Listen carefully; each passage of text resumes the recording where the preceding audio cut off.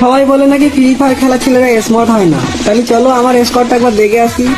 এটা হলো আমি, যে জন্ম থেকে স্মার্ট, কিন্তু মেয়েরা দেখলে গালাগালি করে, কেউ পছন্দ করে না, ও বিষয় আলাদা। আমার ভুল হচ্ছে। 2 নাম্বার, এটা হলো আমার বন্ধু, যে এই বন্ধু 50-60 কান প্রেম করে সবকটা গার্লফ্রেন্ড আর মুখে মুখে দেখে দিয়ে মালের সঙ্গে একটাও কেউ থাকে না।